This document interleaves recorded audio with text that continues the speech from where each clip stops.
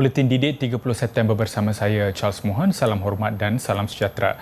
Pelaksanaan kaedah penggiliran ke sekolah dengan memecahkan kelas kepada 2 kumpulan mulai Ahad ini tidak akan menambah beban tugas pengajaran guru.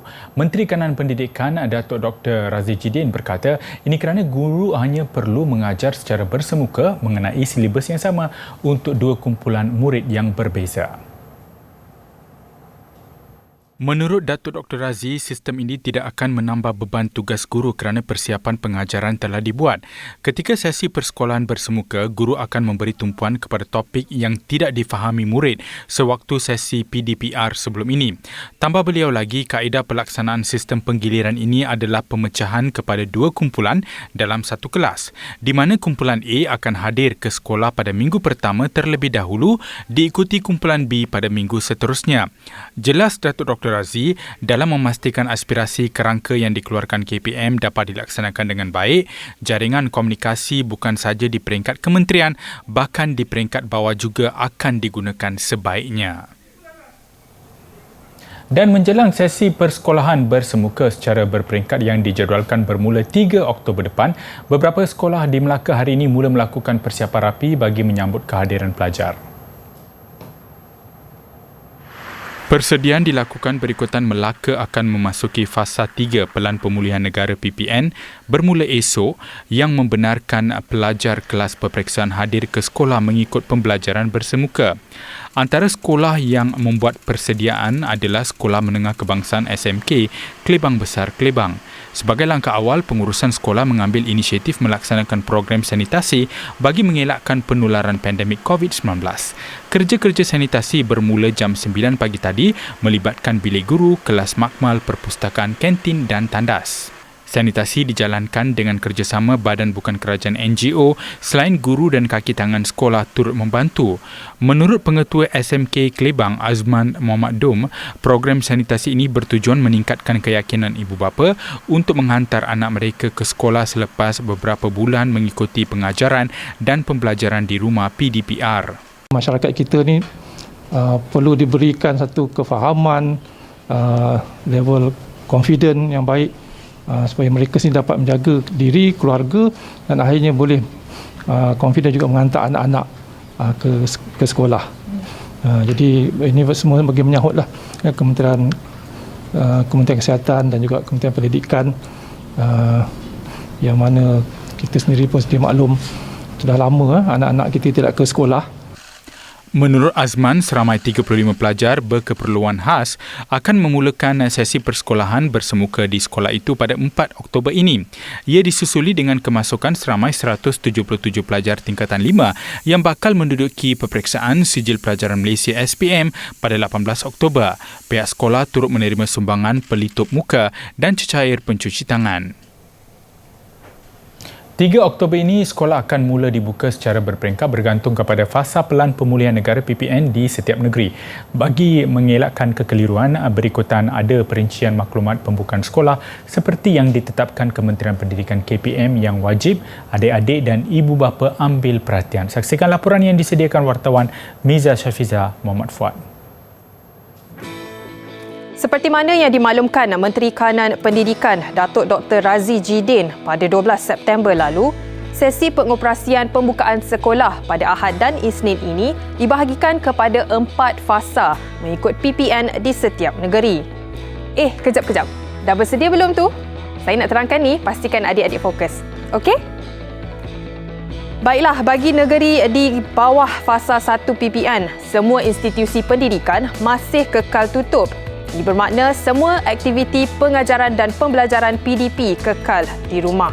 KPM turut mengumumkan sistem penggiliran mingguan di mana murid-murid akan dibahagikan kepada 2 kumpulan iaitu A dan B. Dan kapasiti kelas dihadkan kepada 50% daripada jumlah keseluruhan murid. Bagaimana pula dengan sekolah di negeri fasa 2 PPN? Pelajar masih kekal dengan sesi PDPR tetapi ada pengecualian diberikan khusus kepada pelajar yang kekal menduduki peperiksaan. Mereka dibenarkan ke sekolah atas sebab tersebut. Murid yang dibenarkan ke sekolah tanpa penggiliran ialah murid berkeperluan khas, murid tingkatan 6, murid di sekolah asrama penuh, murid kelas peperiksaan antarabangsa, murid prasekolah atau tadika swasta dan sekolah kurang murid. Bagi di negeri fasa 3 PPN, KPM membenarkan semua institusi pendidikan dibuka secara berperingkat dan ia tertakluk kepada ketetapan serta penilaian risiko semasa oleh Majlis Keselamatan Negara MKN. Perlu diingatkan, sistem penggiliran masih berjalan seperti biasa kecuali kepada mereka yang tersenarai dalam kehadiran murid ke sekolah tanpa penggiliran. Di negeri fasa 4 PPN pula, ia bakal menyaksikan institusi pendidikan dibuka sepenuhnya tetapi masih bergantung kepada penilaian risiko semasa. Adik-adik jangan lupa, pemakaian pelitup muka adalah wajib di dalam kawasan sekolah. Okey? Adik-adik juga digalakkan memakai 2 pelitup muka untuk perlindungan berganda. Selain itu, pastikan adik-adik bawa bekal makanan dari rumah kerana waktu rehat adalah di dalam kelas, bukan di kantin atau luar kelas. Kelas Pendidikan Jasmani dan Kesihatan PJPK turut dibenarkan. Tetapi, terus je pakai siap-siap pakaian sukan dari rumah, okey? Tak perlu bawa pakaian sekolah. Ingat tau? Bagi adik-adik yang bergejala pula. Nak pergi mana tu? Masuk balik. Berehatlah di rumah dan jangan ke sekolah. Okey? Kit ujian kendiri juga ada disediakan di sekolah bagi mereka yang menunjukkan gejala. Bagi murid sekolah berasrama penuh pula, ujian kendiri COVID-19 akan dilaksanakan sebanyak 3 kali, iaitu semasa pendaftaran masuk, hari ke-6 dan hari ke-14. Di samping itu, pengudaraan dan pencahayaan optimum adalah wajib di setiap bilik asrama.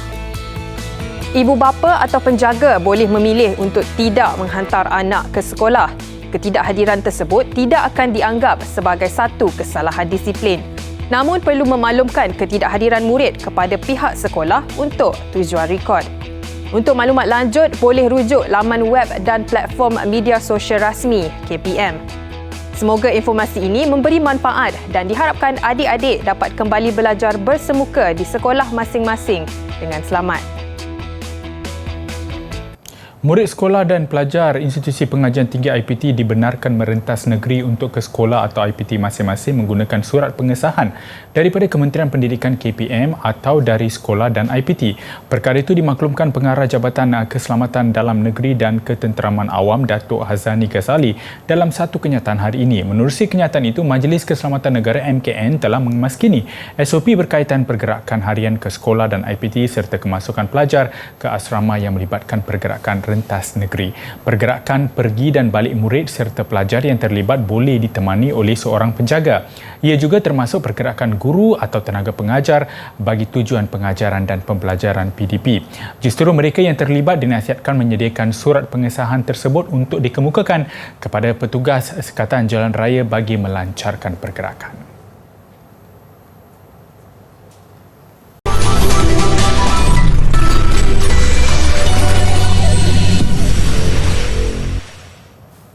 Bersua kembali. Jabatan Perkhidmatan Awam JPA mewajibkan semua pegawai Perkhidmatan Awam Persekutuan untuk mengambil dan melengkapkan vaksinasi COVID-19 sebelum 1 November ini. Dalam satu kenyataan, JPA memaklumkan 1.6% atau 16,902 penjawat awam masih belum mendaftar untuk divaksin. JPA berkata sekiranya penjawat awam masih belum mengambil vaksin selepas tempoh yang ditetapkan tanpa mendapatkan pengecualian daripada pegawai perubatan kerajaan, mereka boleh dikenakan tindakan tata tertib. Ini kerana mereka tertakluk kepada Peraturan-Peraturan Pegawai Awam Kelakuan dan Tata Tertib 1993. Tambah kenyataan itu, tindakan mewajibkan vaksinasi itu bagi memberikan keyakinan dan jaminan kepada orang awam serta memastikan kelancaran penyampaian perkhidmatan awam kepada rakyat. Ia juga selari dengan usaha untuk mengembalikan perkhidmatan kerajaan pada tahap pengoperasian penuh berdasarkan fasa Pelan Pemulihan Negara PPN. Pegawai yang belum divaksin perlu hadir secara jumpa terus atau walk-in ke pusat pemberian vaksin PPV yang disediakan kerajaan. Bagi pegawai yang tidak boleh divaksin atas sebab kesihatan, mereka perlu mengemukakan maklumat kesihatan yang telah disahkan oleh Pegawai Perubatan Kerajaan kepada Ketua Jabatan. Program Tunas Usahawan Belia Bumiputera Tube at IPT berkemampuan melahirkan usahawan muda berdaya maju di pasaran sekaligus meringankan beban kewangan usahawan pelajar serta graduan. Menteri Pengajian Tinggi Datuk Seri Dr. Noraini Ahmad berkata, program dilaksanakan secara rintis itu akan melatih 160 graduan Bumiputera dari 8 Institut Pengajian Tinggi IPT yang akan dibimbing dan dipantau selama 12 bulan. Peserta program ini akan diberikan latihan kemahiran keusahawanan merangkumi bidang pengurusan, kewangan dan pemasaran digital termasuk penyediaan Biz Counselor yang memberikan hikmat nasihat pakar berkaitan perniagaan. Antara ikhtiar dan penyelesaian terbaik yang dikenal pasti dapat membantu graduan berdepan dengan situasi ini adalah melalui penekanan bidang keusahawanan sebagai pilihan utama pekerjaan mereka. Dan bidang ini bukan sahaja berpotensi besar untuk menawarkan penjanaan pendapatan, bahkan mereka turut boleh menawarkan pekerjaan kepada individu lain ataupun mereka boleh dianggap menjadi job creator sekiranya perniagaan mereka berjaya. Beliau berkata demikian ketika berucap pada majlis pelancaran program Tube 8.0 dan menandatangani memorandum persefahaman program Tube at IPT dengan SME Corporation Malaysia SME Corp. Sebanyak RM15,000 juga disediakan kepada setiap peserta untuk memulakan perniagaan melalui program tersebut. Di samping 32 warga IPT akan diberikan latihan berbentuk Training of Trainers TOT untuk menjadi Biz Counselor. Noraini berharap program rintis berkenaan akan diperluaskan lagi kepada universiti dan politeknik yang masih belum terlibat pada tahun depan. Program Tube at IPT adalah satu inisiatif Kementerian Pembangunan Usahawan dan Koperasi MEDEC dengan kerjasama Kementerian Pengajian Tinggi KPT untuk menangani isu pengangguran dalam kalangan graduan universiti di seluruh negara. Graduan lepasan institusi pengajian tinggi digalakkan supaya menceburkan diri dalam sektor pertanian yang menjadi antara tunjang utama ekonomi negara yang menjamin peluang pekerjaan. Perbadanan Kemajuan Pertanian Selangor PKPS memaklumkan sektor pertanian dan agro makanan mempunyai kemampuan yang membolehkan generasi muda berdepan cabaran ekonomi dan kengkangan kewangan berikutan pandemik COVID-19. Ketua Pegawai Operasi Kumpulan PKPS, Dr. Muhammad Khairil berkata, sektor pertanian dan agro makanan mempunyai kelebihan untuk menjadikan generasi muda lebih kental berdepan cabaran ekonomi pada tahap domestik maupun antarabangsa. Untuk anak muda, ada benda yang paling terbaik ialah balik kepada tanah. Berbudilah kepada tanah dan kamin dari segi bidang pertanian. Sebab bidang pertanian ni meskipun dia tidak luxury, dia bukannya boleh jadi terlampau mewah, okey, tetapi dia sentiasa ada. Dia berkata biar sikit tapi sentiasa ada, ya, dari segi bidang pertanian. Dan kita dapat lihat dari segi bidang pertanian juga dia tidak akan terputus. Di mana bidang pertanian ni adalah permulaan bagi setiap industri-industri yang lain. Okey, kalau kita tengok, kita nak pergi industri pembuatan. Beliau berkata contohnya pelaksanaan program keselamatan bekalan makanan di Selangor menjamin bekalan makanan mencukupi di negeri terbabit dan sangat dikomersialkan supaya generasi muda dapat mencuburi sektor berkenaan. Antara projek yang mendapat perhatian tempatan dan antarabangsa adalah Selangor Smart Agro Park. Mengambil kira ini, PKPS mengajak generasi muda khususnya di Selangor untuk menganjakkan paradigma mereka ke arah sektor pertanian dan agro makanan melalui program Agropreneur Muda. Dan sekarang ni orang kata apa, kalau bertani ni boleh kita balik kepada tanah ni, orang cakap kerja yang kotor, dirty, semua kan. Jadi how to change the mindset. So itulah peranan PKPS, kita nak tunjukkan pertanian ni sebenarnya adalah seksi. Pertanian yang baru ini adalah pertanian yang seksi, iaitu kita menggunakan teknologi, kita menggunakan IoT, Internet of Things, kita guna drone, kita guna satelit. Program Agropreneur Muda menyediakan infrastruktur, latihan dan tanah kepada anak muda Selangor dengan menerapkan kaedah pertanian yang sebenar supaya mereka terus berjaya.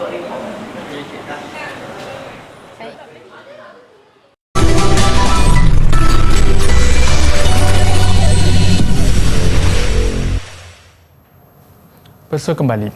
6 pelajar jurusan kosmetologi dari College Vocational Keningau Sabah muncul naib juara Karnival Seni Portugal yang berlangsung 25 September lalu. Mereka memenangi kategori teater bertajuk Bele-Bele yang dijalankan secara dalam talian di karnival itu. Enam pelajar tersebut ialah Elska F. Jackson, Syahira Nur Ain Rasmed, Nur Syawinda Jutin, Calviana A.T. Martin, Sharon R. Digul dan Elsandra O. Oitor. Dibimbing Cikgu Nur Azila Othman dan Cikgu Bibiana Paulus, mereka mempersembahkan teater bertajuk Bele-Bele yang membawa maksud orang-orang dalam bahasa Bajau. Kisah ini menceritakan tentang makhluk ajaib yang diperbuat daripada jerami padi merasa tersisih kerana masyarakat setempat sentiasa bersangka buruk dengan niat baiknya. Nasibnya berubah apabila bakat unik yang dimilikinya dapat digunakan membantu komuniti. Bagi meningkatkan keberkesanan lakonan watak, para pelajar juga turut menggunakan taktik solekan muka yang secara tidak langsung menarik perhatian juri. Pelbagai kejayaan dan anugerah diperolehi KB Keningau tahun ini membuktikan pandemik COVID-19 tidak menghalang mereka untuk menunjukkan bakat di peringkat antarabangsa. Menyedari risiko penularan COVID-19 dalam kalangan masyarakat masih tinggi menyebabkan pelbagai pihak meneruskan usaha untuk tampil membantu golongan yang memerlukan. Bagi sukarelawan di Kuantan, mereka tampil turun padang untuk melihat keperluan rumah kebajikan sekitar daerah itu dan pekan. Tanggungjawab kepada masyarakat setempat itu dilaksanakan kaki tangan Universiti Malaysia Pahang UMP yang bergotong royong menerusi program sanitasi rumah kebajikan secara percuma. Antara lokasi dikunjungi mereka termasuk Rumah Puteri Anak Yatim dan Fakir Miskin Baitul Husna di Bersera yang mempunyai 33 penghuni berusia antara 7 dan 18 tahun. Sukarelawan terbabit turut memanfaatkan hasil penyelidikan dan pembangunan R&D di UMP untuk kegunaan pembersihan itu. Turut disumbangkan barangan keperluan harian penghuni rumah kebajikan ini seperti makanan dan minuman. Sumbangan disalurkan melalui bank makanan yang diwujudkan UMP menerusi dana disalurkan kaki tangan Pusat Pengajian Terbabit dan pelbagai pihak prihatin.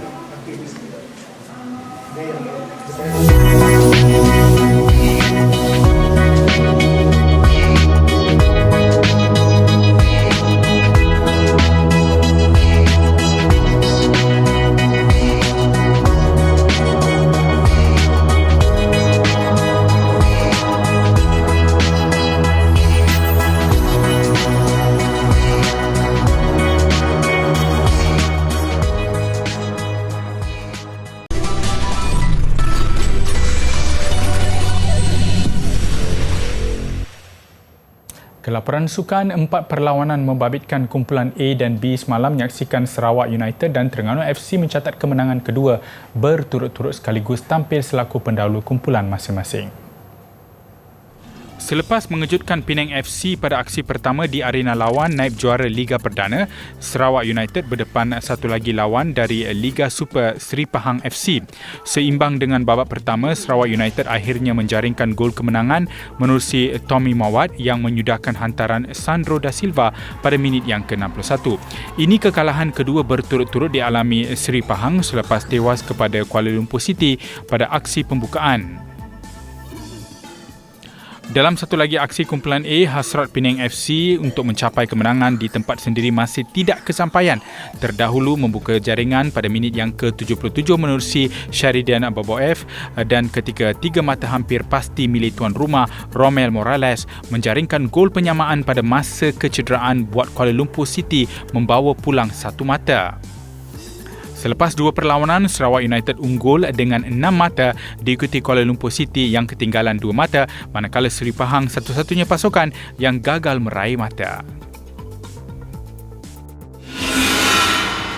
Sementara itu, Terengganu FC mengekalkan rekod bersih selepas 2 perlawanan untuk berada di tangga teratas kumpulan B.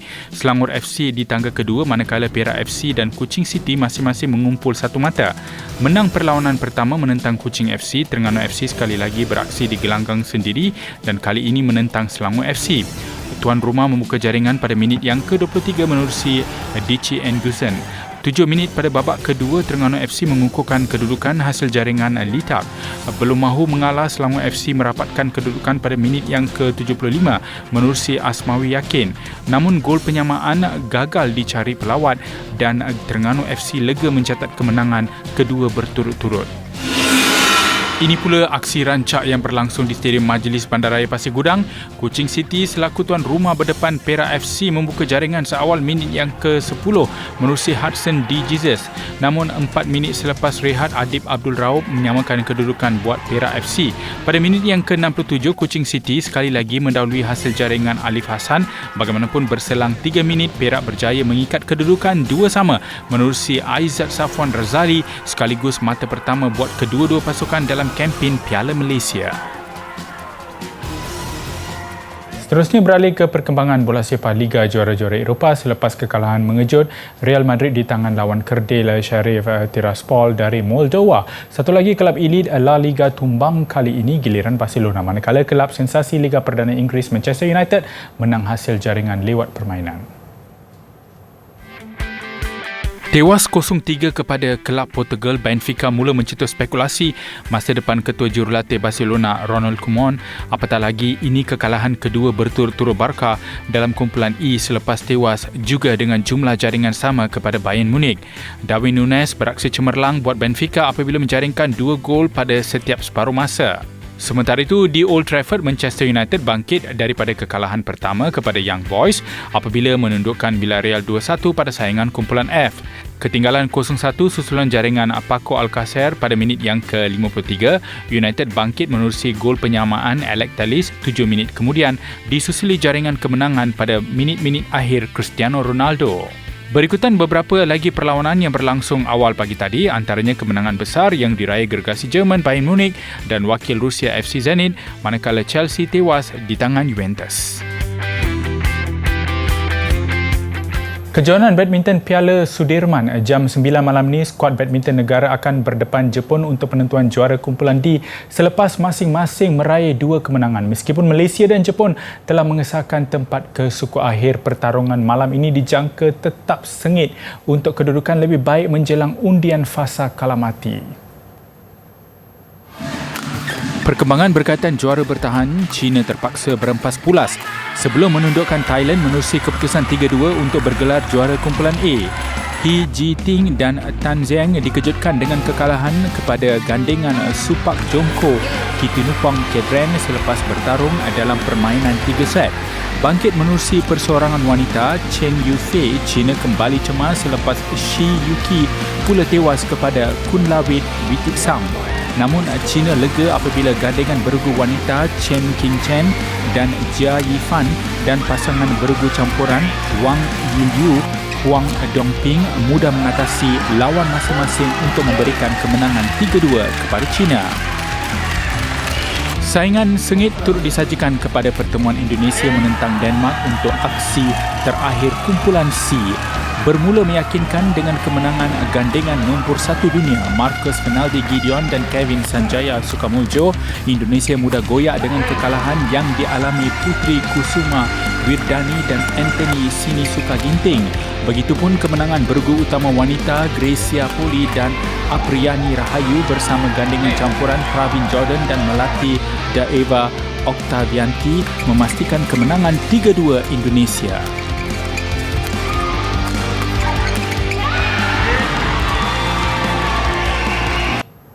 Aksi wingsuit melepasi lubang batuan di kawasan pergunungan mengakhiri buletin didik malam ini. Saya Charles Mohan.